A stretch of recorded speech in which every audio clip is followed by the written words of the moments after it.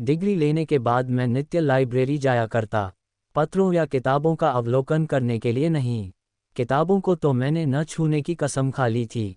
जिस दिन गजट में अपना नाम देखा उसी दिन मिल और कैंट को उठाकर ताक पर रख दिया। मैं केवल अंग्रेजी पत्रों के वांटेड कॉलमों को देखा करता।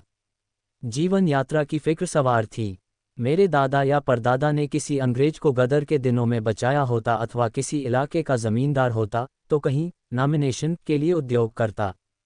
पर मेरे पास कोई सिफारिश न थी। शौक कुत्ते, बिल्लियों और मोटरों की मांग सबको थी, पर B.A. पास का कोई पुरसहाल न था। महीनों इसी तरह दौड़ते गुजर गए, पर अपनी रुचि के अनुसार कोई जगह नजर न आई। मुझे अक्सर अपने B.A. होने पर क्रोध आता था। ड्राइवर, फायरमैन, मिस्त्री, खानसामा या बावर्ची होता तो मुझे इतने दिनों बेकार न बैठना पड़ता। एक दिन मैं चारपाई पर लेटा हुआ एक पत्र पढ़ रहा था कि मुझे एक मांग अपनी इच्छा के अनुसार दिखाई दी। किसी रईस को एक ऐसे प्राइवेट सेक्रेटरी की जरूरत थी जो विद्वान, रसिक, सहृदय और रूपवान हो। वेतन 1000 मासिक। मैं उछल पड़ा। कहीं मेरा भाग्य उदय हो जाता और यह पद मुझे मिल जाता तो जिंदगी चैन से कट जाती। उसी दिन मैंने अपना विनय पत्र अपने फोटो से साथ रवाना कर दिया, पर अपने आत्मीय गणों में किसी से इसका जिक्र न किया कि कहीं लोग मेरी हंसी न उड़ाएं। मेरे लिए 30 रू मासिक भी बहुत थे। 1000 कौन देगा, पर दिल से यह ख्याल दूर न होता। बैठे बैठे शेख चिल्ली के मंसूबे बांधा करता, फिर होश में आकर अपने को समझाता कि मुझ में ऐसे ऊंचे पद के लिए कौन सी योग्यता है। मैं अभी कॉलेज से निकला हुआ पुस्तकों का पुतला हूँ, दुनिया से बेखबर। उस पद के लिए एक से एक विद्वान, अनुभवी पुरुष मुंह फैलाए बैठे होंगे। मेरे लिए कोई आशा नहीं। मैं रूपवान सही, सजीला सही, मगर ऐसे पदों के लिए केवल रूपवान होना काफ़ी नहीं होता।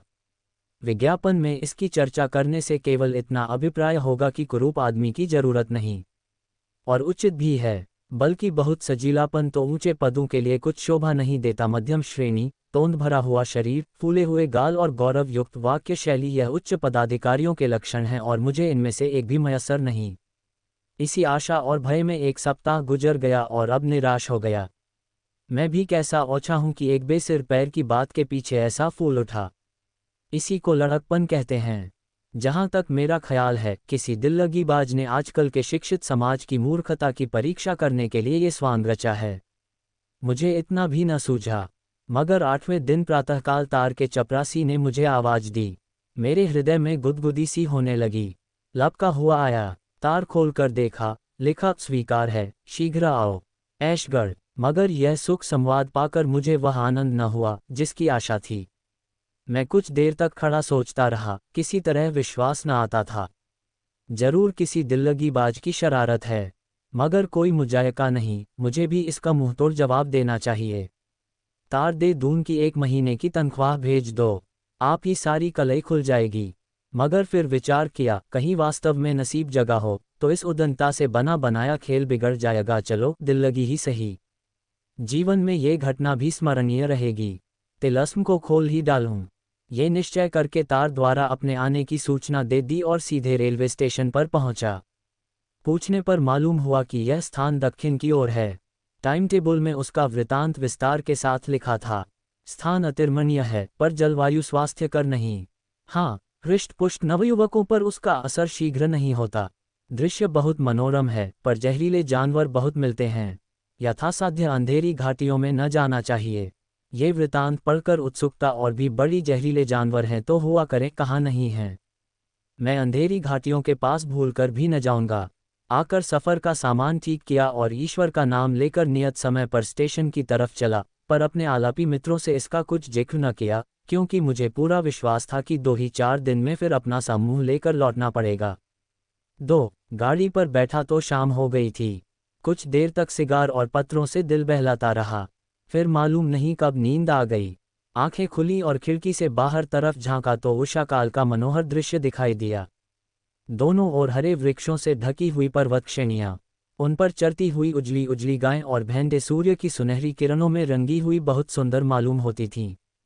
जी चाहता था कि कहीं मेरी कुटिया भी इन्हीं सुखद पहाड़ियों में होती, जंगलों के फल खाता, झरनों का ताज़ा पानी पीता और आनंद के गीत गाता।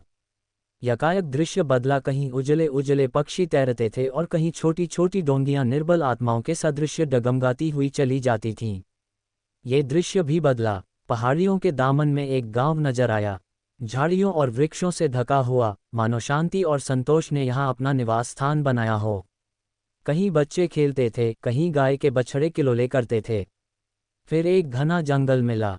झुंड के झुंड हिरन दिखाई दिए, जो गाड़ी की हाहाकार सुनते ही चौकड़ियां भरते दूर भाग जाते थे। ये सब दृश्य स्वप्न के चित्रों के समान आंखों के सामने आते थे और एक क्षण में गायब हो जाते थे। उनमें एक अवर्णनीय शांतिदायिनी शोभा थी, जिससे हृदय में आकांक्षाओं के आवेग उठने लगते थे। आखिर ऐशगढ़ निकट आया। मैंने बिस्तर संभाला। जरा देर में सिग्नल दिखाई दिया। मेरी छाती धड़कने लगी। गाड़ी रुकी। मैंने उतरकर इधर उधर देखा, कुलियों को पुकारने लगा कि इतने में 2 वर्दी पहने हुए आदमियों ने आकर मुझे सादर सलाम किया और पूछा, आप से आ रहे हैं न? चलिए, मोटर तैयार है। मेरी बाँछें खिल गईं। अब तक कभी मोटर पर बैठने का सौभाग्य न हुआ था। शान के साथ जा बैठा। मन में बहुत लज्जित था कि ऐसे फटे हाल क्यों आया। अगर जानता कि सचमुच सौभाग्य सूर्य चमका है तो ठाट बात से आता। खैर, मोटर चली। दोनों तरफ मौलसरी के सघन वृक्ष थे। सड़क पर लाल बजरी बिछी हुई थी। सड़क हरे भरे मैदान में किसी सुरम्य जलधार के सदृश बल खाती चली गई थी। 10 मिनट भी न गुजरे होंगे कि सामने एक शांतिमय सागर दिखाई दिया। सागर के उस पार पहाड़ी पर एक विशाल भवन बना हुआ था। भवन अभिमान से सिर उठाए हुए था, सागर संतोष से नीचे लेटा हुआ। सारा दृश्य काव्य, श्रृंगार और आमोद से भरा हुआ था। हम सदर दरवाजे पर पहुंचे। कई आदमियों ने दौड़कर मेरा स्वागत किया। इनमें एक शौकीन मुंशी जी थे, जो बाल संवारे आंखों में सुरमा लगाए हुए थे। मेरे लिए जो कमरा सजाया गया था, उसके द्वार पर मुझे पहुंचाकर बोले, सरकार ने फरमाया है, इस समय आप आराम करें, संध्या समय मुलाकात कीजिएगा। मुझे अब तक इसकी कुछ खबर न थी कि यह सरकार कौन है। न मुझे किसी से पूछने का साहस हुआ, क्योंकि अपने स्वामी के नाम तक से अनभिज्ञ होने का परिचय नहीं देना चाहता था। मगर इसमें कोई संदेह नहीं कि मेरा स्वामी बड़ा सज्जन मनुष्य था। मुझे इतने आदर सत्कार की कदापि आशा न थी। अपने सुसज्जित कमरे में जाकर जब मैंने एक आराम कुर्सी पर बैठा तो हर्ष से विह्वल हो गया। पहाड़ियों की तरफ से शीतल वायु के मंद मंद झोंके आ रहे थे। सामने छज्जा था, नीचे झील थी, सांप के केंचुल के सदृश प्रकाश से पूर्ण, और मैं, जिसे भाग्य देवी ने सदैव अपना सौतेला लड़का समझा था, इस समय जीवन में पहली बार निर्विघ्न आनंद का सुख उठा रहा था। तीसरे पहर शौकीन मुंशी जी ने आकर इत्तला दी कि सरकार ने याद किया है। मैंने इस बीच में बाल बना लिए थे। तुरंत अपना सर्वोत्तम सूट पहना और मुंशी जी के साथ सरकार की सेवा में चला। इस समय मेरे मन में ये शंका उठ रही थी कि मेरी बातचीत से स्वामी असंतुष्ट न हो जाएं और उन्होंने मेरे विषय में जो विचार स्थिर किया हो, उसमें कोई अंतर न पड़ जाए। तथापि मैं अपनी योग्यता का परिचय देने के लिए खूब तैयार था। हम कई बरामदों से होते अंत में सरकार के कमरे के दरवाजे पर पहुंचे। रेशमी पर्दा पड़ा हुआ था। मुंशी जी ने पर्दा उठाकर मुझे इशारे से बुलाया। मैंने कांपते हुए हृदय से कमरे में कदम रखा और आश्चर्य से चकित रह गया। मेरे सामने सौंदर्य की एक ज्वाला दीप्तिमान थी। फूल भी सुंदर है और दीपक भी सुंदर है। फूल में ठंडक और सुगंधी है, दीपक में प्रकाश और उद्दीपन। फूल पर ब्रह्म उड़ उड़कर उसका रस लेता है, दीपक में पतंग जलकर राख हो जाता है। मेरे सामने कारचोबी मनसद पर जो सुंदरी विराजमान थी, वह सौंदर्य की एक प्रकाशमय ज्वाला थी। फूल की पंखुड़ियां हो सकती हैं, ज्वाला को विभक्त करना असंभव है। उसके एक एक अंग की प्रशंसा करना ज्वाला को काटना है। वह नक्शिक एक ज्वाला थी, वही दीपक, वही चमक, वही लालिमा, वही प्रभा। कोई चित्रकार सौंदर्य प्रतिमा का इससे इच्छा चित्र नहीं खींच सकता था। रमणी ने मेरी तरफ वात्सल्य दृष्टि से देखकर कहा, आपको सफर में कोई विशेष कष्ट तो नहीं हुआ? मैंने संभलकर उत्तर दिया, जी नहीं, कोई कष्ट नहीं हुआ।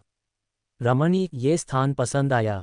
मैंने साहपूर्ण उत्साह के साथ जवाब दिया, ऐसा सुंदर स्थान पृथ्वी पर न होगा। हाँ, गाइड बुक देखने से विदित हुआ कि यहाँ का जलवायु जैसा सुखद प्रकट होता है, यथार्थ में वैसा नहीं, विषैले पशुओं की भी शिकायत है। ये सुनते ही रमणी का मुख सूर्य कांतिहीन हो गया। मैंने तो चर्चा इसलिए कर दी थी जिससे प्रकट हो जाए कि यहाँ आने में मुझे भी कुछ त्याग करना पड़ा है, पर मुझे ऐसा मालूम हुआ कि इस चर्चा से उसे कोई विशेष दुख हुआ। पर क्षण भर में सूर्य मंडल से बाहर निकल आया बोली, ये स्थान अपनी रमणीयता के कारण बहुधा लोगों की आंखों में खटकता है। गुण का निरादर करने वाले सभी जगह होते हैं, और यदि जलवायु कुछ हानिकर हो भी, तो आप जैसे बलवान मनुष्य को इसकी क्या चिंता हो सकती है। रहे विषैले जीव जंतु, वह अपने नेत्रों के सामने विचर रहे हैं। अगर मोर, हिरन और हंस विषैले जीव हैं, जो निस्संदेह यहाँ विषैले जीव बहुत हैं। मुझे संशय हुआ कहीं मेरे कथन से उसका चित्त खिन्न न हो गया हो। गर्व से बोला, इन गाइड बुकों पर विश्वास करना सर्वथा भूल है। इस वाक्य से सुंदरी का हृदय खिल गया। बोली, आप स्पष्टवादी मालूम होते हैं और यह मनुष्य का एक उच्च गुण है। मैं आपका चित्र देखते ही इतना समझ गई थी। आपको ये सुनकर आश्चर्य होगा कि इस पद के लिए मेरे पास 1 लाख से अधिक प्रार्थना पत्र आए थे। कितने M.A. थे, कोई D.Sc. था, कोई जर्मनी से PhD उपाधि किए हुए था। मानो यहाँ मुझे किसी दार्शनिक विषय की जांच करवानी थी। मुझे अब की ही यह अनुभव हुआ कि देश में उच्च शिक्षित मनुष्यों की इतनी भरमार है। कई महाशयों ने स्वरचित ग्रंथों की नामावली लिखी थी। मानो देश में लेखकों और पंडितों ही की आवश्यकता है। उन्हें कालगति का लेश मात्र भी परिचय नहीं है। प्राचीन धर्म कथाएं अब केवल अंधभक्तों के रसास्वादन के लिए ही हैं, उनसे और कोई लाभ नहीं है। ये भौतिक उन्नति का समय है। आजकल लोग भौतिक सुख पर अपने प्राण अर्पण कर देते हैं। कितने ही लोगों ने अपने चित्र भी भेजे थे। कैसी कैसी विचित्र मूर्तियां थीं, जिन्हें देखकर घंटों हंसिए। मैंने उन सभी को एक एल्बम में लगा लिया है, और अवकाश मिलने पर जब हंसने की इच्छा होती है तो उन्हें देखा करती हूँ। मैं उस विद्या को रोग समझती हूँ जो मनुष्य को बनमानुष बना दे। आपका चित्र देखते ही आंखें मुग्ध हो गईं। तत्क्षण आपको बुलाने को तार दे दिया। मालूम नहीं क्यों, अपने गुण स्वभाव की प्रशंसा की अपेक्षा हम अपने बाह्य गुणों की प्रशंसा से अधिक संतुष्ट होते हैं, और एक सुंदरी के मुख से तो वह चलते हुए जादू के समान है। बोला, यथासाध्य आपको मुझसे असंतुष्ट होने का अवसर न मिलेगा। सुंदरी ने मेरी ओर प्रशंसापूर्ण नेत्रों से देखकर कहा, इसका मुझे पहले ही से विश्वास है। आइए, अब कुछ काम की बातें हो जाएं। इस घर को आप अपना ही समझिए और संकोच छोड़कर आनंद से रहिए। मेरे भक्तों की संख्या बहुत है। वह संसार के प्रत्येक भाग में उपस्थित हैं और बहुधा मुझसे अनेक प्रकार की जिज्ञासा किया करते हैं। उन सब को मैं आपके सुपुर्द करती हूँ। आपको उनमें भिन्न भिन्न स्वभाव के मनुष्य मिलेंगे। कोई मुझसे सहायता मांगता है, कोई मेरी निंदा करता है, कोई सराहता है, कोई गालियां देता है। इन सब प्राणियों को संतुष्ट करना आपका काम है। देखिए, आज के पत्रों का ढेर है। एक महाशय कहते हैं, बहुत दिन हुए आपकी प्रेरणा से मैं अपने बड़े भाई की मृत्यु के बाद उनकी संपत्ति का अधिकारी बन बैठा था। अब उनका पुत्र वयस प्राप्त कर चुका है और मुझसे अपने पिता की जायदाद लौटाना चाहता है। इतने दिनों तक उस संपत्ति का उपभोग करने के पश्चात अब उसका हाथ से निकलना अखर रहा है। आपकी इस विषय में क्या सहमति है? इनको उत्तर दीजिए कि इस समय कूटनीति से काम लो, अपने भतीजे को कपट प्रेम से मिला लो, और जब वह निश्चिंत हो जाए तो उससे एक सादे स्टाम्प पर हस्ताक्षर करा लो। इसके पीछे पटवारी और अन्य कर्मचारियों की मदद से इसी स्टाम्प पर जायदाद का बैनामा लिखा लो। यदि एक लगाकर 2 मिलते हों तो आगा पीछा मत करो। यह उत्तर सुनकर मुझे बड़ा कौतूहल हुआ। नीति ज्ञान को धक्का सा लगा। सोचने लगा, ये रमणी कौन है और क्यों ऐसे अनर्थ का परामर्श देती है। ऐसे खुल्लम खुल्ला तो कोई वकील भी किसी को ये राय न देगा। उसकी ओर संदेहात्मक भाव से देखकर बोला, ये तो सर्वथा न्यायविरुद्ध प्रतीत होता है। कामिनी खिलखिलाकर हंस पड़ी और बोली, न्याय की आपने भली कही। ये केवल धर्मांध मनुष्यों के मन का समझौता है, संसार में इसका अस्तित्व नहीं। बाप ऋण लेकर मर जाए, लड़का कौड़ी कौड़ी भरे। विद्वान लोग इसे न्याय कहते हैं। मैं इसे घोर अत्याचार समझती हूँ। इस न्याय के पर्दे में गांठ के पूरे महाजन की हेकड़ी साफ झलक रही है। एक डाकू किसी भद्र पुरुष के घर में डाका मारता है, लोग उसे पकड़कर कैद कर देते हैं। धर्मात्मा लोग इसे भी न्याय कहते हैं। किंतु यहाँ भी वही धन और अधिकार की प्रचंडता है। भद्र पुरुष ने कितने ही घरों को लूटा, कितनों ही का गला दबाया और इस प्रकार धन संचय किया, किसी को भी उन्हें आंख दिखाने का साहस न हुआ। डाकू ने जब उनका गला दबाया तो वह अपने धन और प्रभुत्व के बस से उस पर वज्र प्रहार कर बैठे। इसे न्याय नहीं कहते। संसार में धन, छल, कपट, धूर्तता का राज्य है। यही जीवन संग्राम है। यहाँ प्रत्येक साधन जिससे हमारा काम निकले, जिससे हम अपने शत्रुओं पर विजय पा सकें, न्यायानुकूल और उचित है। धर्म युद्ध के दिन अब नहीं रहे। ये देखिए, यह एक दूसरे सज्जन का पत्र है। वह कहते हैं, मैंने प्रथम श्रेणी में M.A. पास किया, प्रथम श्रेणी में कानून की परीक्षा पास की, पर अब कोई मेरी बात भी नहीं पूछता। अब तक यह आशा थी कि योग्यता और परिश्रम का अवश्य ही कुछ फल मिलेगा, पर 3 साल के अनुभव से ज्ञात हुआ कि यह केवल धार्मिक नियम है। 3 साल से घर की पूंजी खा चुका। अब विवश होकर आपकी शरण लेता हूँ। मुझ हतभाग्य मनुष्य पर दया कीजिए और मेरा बेड़ा पार लगाए। इनको उत्तर दीजिए कि जाली दस्तावेज बनाए और झूठे दावे चलाकर उनकी डिग्री करा लीजिए। थोड़े ही दिनों में आपका क्लेश निवारण हो जाएगा। ये देखिए, एक सज्जन और कहते हैं, लड़की सयानी हो गई है, जहाँ जाता हूँ लोग दायज की गठरी मांगते हैं, यहाँ पेट की रोटियों का ठिकाना नहीं, किसी तरह भलमनसी निभा रहा हूँ, चारों ओर निंदा हो रही है, जो आज्ञा हो उसका पालन करूँ। इन्हें लिखिए, कन्या का विवाह किसी बुढ़े खुर्राट सेठ से कर दीजिए। वह दायज लेने की जगह कुछ उल्टे और दे जाएगा। अब आप समझ गए होंगे कि ऐसे जिज्ञासुओं को किस ढंग से उत्तर देने की आवश्यकता है। उत्तर संक्षिप्त होना चाहिए, बहुत टीका टिप्पणी व्यर्थ होती है।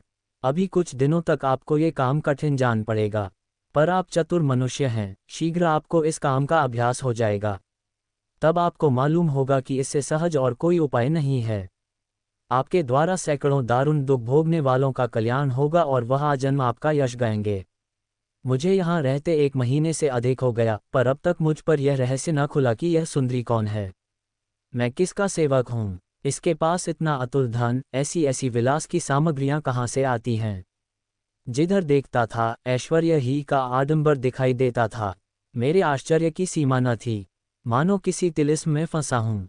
इन जिज्ञासाओं का इस रमणी से क्या संबंध है, ये भेद भी न खुलता था। मुझे नित्य उससे साक्षात होता था, उसके सम्मुख आते ही मैं अचेत सा हो जाता था। उसकी चितवनों में एक आकर्षण था जो मेरे प्राणों को खींच लिया करता था। मैं वाक्य शून्य हो जाता, केवल छिपी हुई आंखों से उसे देखा करता था। पर मुझे उसकी मृदुल मुस्कान और रसमयी आलोचनाओं तथा मधुर काव्यमय भावों में प्रेमानंद की जगह एक प्रबल मानसिक अशांति का अनुभव होता था। उसकी चितवनें केवल हृदय को बाणों के समान छेदती थीं, उसके कटाक्ष चित्त को व्यस्त करते थे। शिकारी अपने शिकार को खिलाने में जो आनंद पाता है, वही उस परम सुंदरी को मेरी प्रेमातुरता में प्राप्त होता था। वह एक सौंदर्य ज्वाला थी, जलाने के सिवाय और क्या कर सकती है। पर मैं पतंग की भांति उस ज्वाला पर अपने को समर्पण करना चाहता था। यही आकांक्षा होती कि उन पद कमलों पर सिर रखकर प्राण दे दूं। ये केवल उपासक की भक्ति थी, काम और वासनाओं से शून्य। कभी कभी वह संध्या के समय अपने मोटर बोट पर बैठकर सागर की सैर करती तो ऐसा जान पड़ता मानो चंद्रमा आकाश लालिमा में तैर रहा है। मुझे इस दृश्य में सुख प्राप्त होता था। मुझे अब अपने नियत कार्यों में खूब अभ्यास हो गया था। मेरे पास प्रतिदिन पत्रों का पोथा पहुंच जाता था। मालूम नहीं किस डाक से आता था। लिफाफों पर कोई मोहर न होती थी। मुझे इन जिज्ञासुओं में बहुधा वह लोग मिलते थे जिनका मेरी दृष्टि में बड़ा आदर था। कितने ही ऐसे महात्मा थे जिनमें मुझे श्रद्धा थी।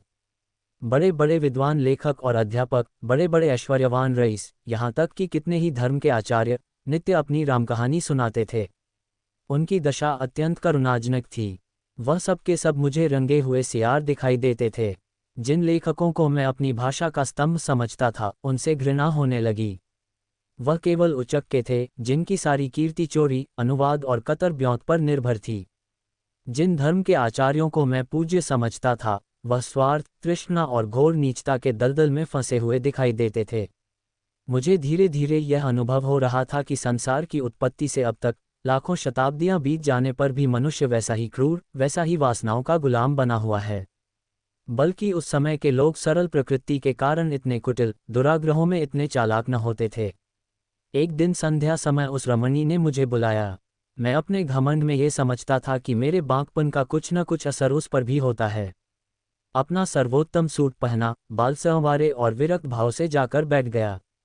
यदि वह मुझे अपना शिकार बनाकर खेलती थी, तो मैं भी शिकार बनकर उसे खिलाना चाहता था। ज्यों ही मैं पहुंचा, उस लावण्यमयी ने मुस्कराकर मेरा स्वागत किया, पर मुख चंद्र कुछ मलिन था। मैंने अधीर होकर पूछा, सरकार का जी तो अच्छा है? उसने निराश भाव से उत्तर दिया, जी हाँ, 1 महीने से एक कठिन रोग में फंस गई हूँ। अब तक किसी भांति अपने को संभाल सकी हूँ, पर अब रोग असाध्य होता जाता है। उसकी औषधि निर्दय मनुष्य के पास है। वह मुझे प्रतिदिन तड़पते देखता है, पर उसका पाषाण हृदय जरा भी नहीं पसीजता। मैं इशारा समझ गया। सारे शरीर में एक बिजली सी दौड़ गई। सांस बड़े वेग से चलने लगी। एक उन्मत्तता का अनुभव होने लगा। निर्भय होकर बोला, संभव है, जिसे आपने निर्दय समझ रखा हो वह भी आपको ऐसा ही समझता हो और भय से मुंह खोलने का साहस न कर सकता हो। सुंदरी ने कहा, तो कोई ऐसा उपाय बताए जिससे दोनों ओर की आग बुझे। प्रियतम, अब मैं अपने हृदय की दहकती हुई विरहाग्नि को नहीं छिपा सकती। मेरा सर्वस्व आपको भेंट है। मेरे पास वह खजाने हैं जो कभी खाली न होंगे, मेरे पास वह साधन हैं जो आपको कीर्ति के शिखर पर पहुंचा देंगे। मैं समस्त संसार को आपके पैरों पर झुका सकती हूँ। बड़े बड़े सम्राट भी मेरी आज्ञा को नहीं टाल सकते। मेरे पास वह मंत्र है जिससे मैं मनुष्य के मनोवेगों को क्षण मात्र में पलट सकती हूँ। आइए, मेरे हृदय से लिपकर इस दाह क्रांति को शांत कीजिए।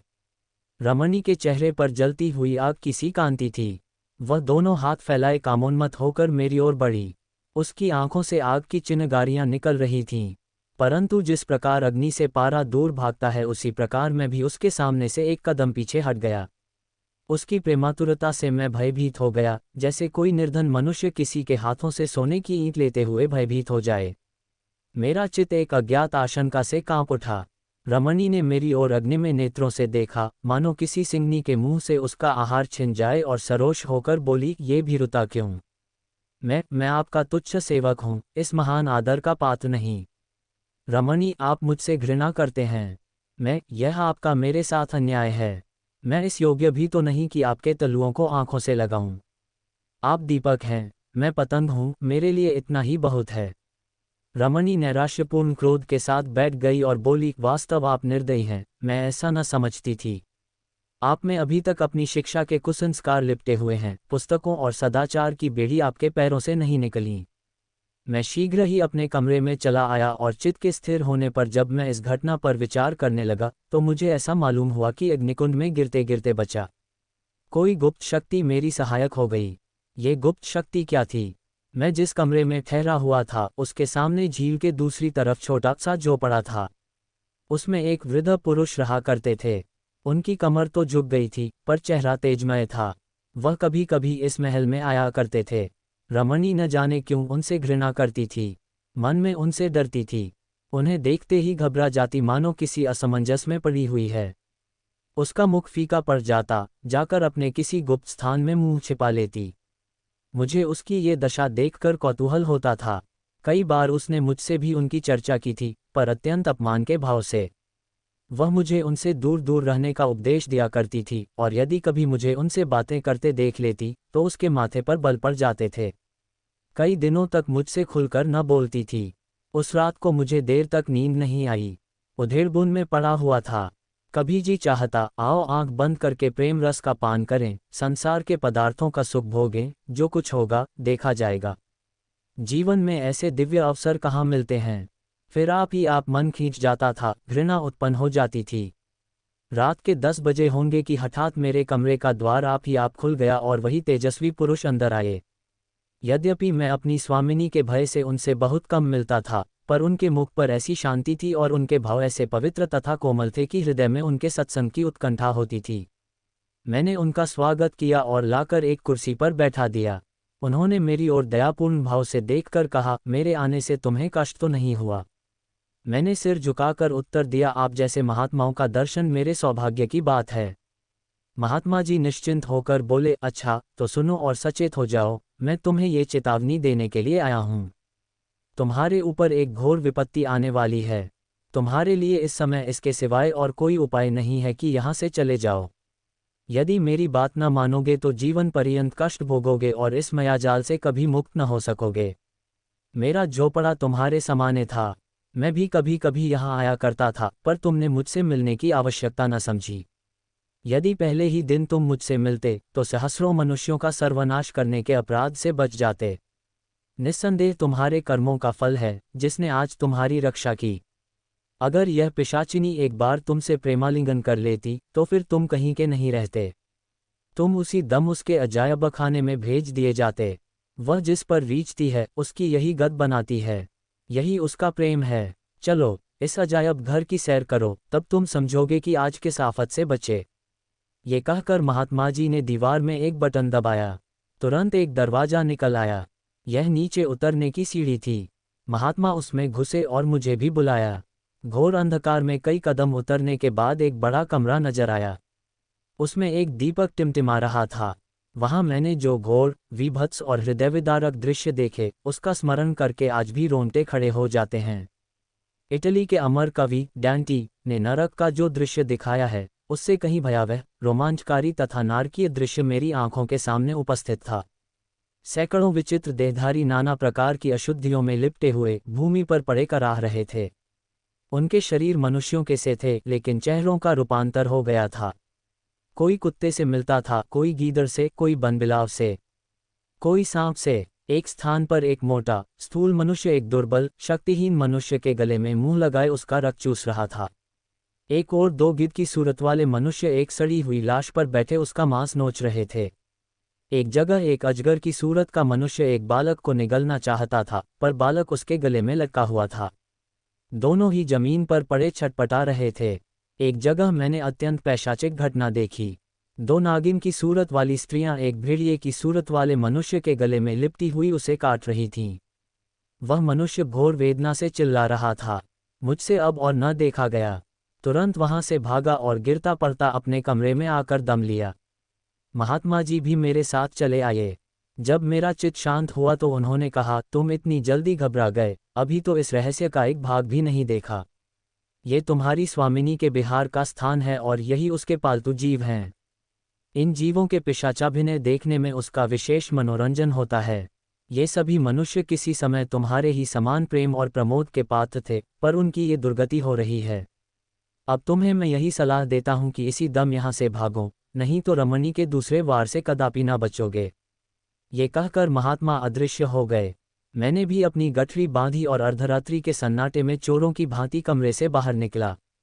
शीतल आनंदमय समीर चल रहा था, सामने के सागर में तारे छिटक रहे थे, मेहंदी की सुगंधी उड़ रही थी। मैं चलने को तो चला, पर संसार सुख भोग का ऐसा सुअवसर छोड़ते हुए दुख होता था। इतना देखने और महात्मा के उपदेश सुनने पर भी चित्त उस रमणी की ओर खींचता था। मैं कई बार चला, कई बार लौटा, पर अंत में आत्मा ने इंद्रियों पर विजय पाई। मैंने सीधा मार्ग छोड़ दिया और झील किनारे किनारे गिरता पड़ा, कीचड़ में फंसता हुआ सड़क तक आ पहुंचा।